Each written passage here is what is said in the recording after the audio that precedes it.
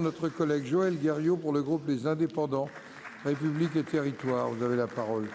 Merci, Monsieur le Président. Madame la Ministre, le Président de la République a annoncé jeudi dernier la fin de l'opération Barkhane. Depuis 8 ans, 55 de nos soldats sont morts au Sahel. Nous rendons hommage à leur mémoire, ainsi qu'à l'engagement et au courage de ceux qui poursuivent le combat.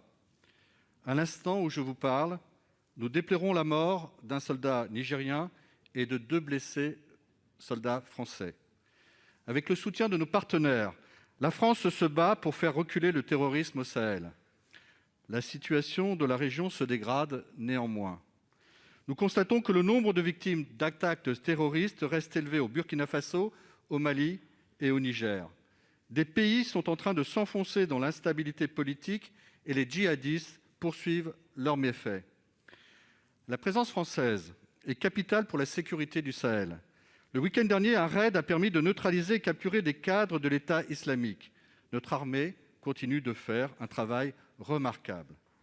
En 2023, après une sortie progressive, vous annoncez une présence réduite avec 2 objectifs, la formation des armées locales et la conduite d'opérations antiterroristes. Les parlementaires que nous sommes, qui ont toujours soutenu l'action française au Sahel, auraient souhaité être consultés sur le changement majeur de stratégie que constitue cette décision. Le retrait d'une partie de nos forces s'inscrit-il dans un programme stratégique concerté avec nos partenaires africains, européens ou américains? Sur quelles forces pourrons-nous compter pour lutter contre le terrorisme dans une région qui est 5 fois plus grande que ne l'est l'Afghanistan? Merci. Pour vous répondre, la parole est à Madame la ministre des Armées, Madame Florence Parly. Vous avez la parole. Merci, Monsieur le Président. Mesdames et messieurs les sénateurs, Monsieur le sénateur, le 10 juin, vous l'avez rappelé, le Président de la République a annoncé la fin prochaine de l'opération Barkhane et une transformation profonde de notre engagement au Sahel. Alors, je voudrais être très claire, tout d'abord en rappelant que nous sommes présents au Sahel à la demande des États du G5 Sahel.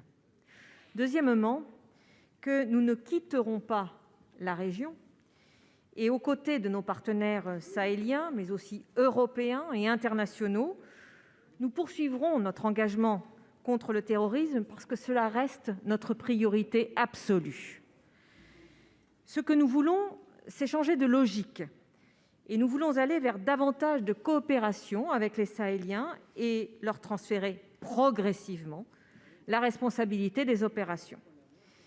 Et avec nos partenaires européens, nous voulons aussi coopérer de façon encore plus étroite pour les soutenir par des formations et puis de l'accompagnement opérationnel. Et enfin, nous souhaitons travailler avec les pays du Golfe de Guinée qui sont exposés, eux aussi, au risque d'extension de la menace terroriste.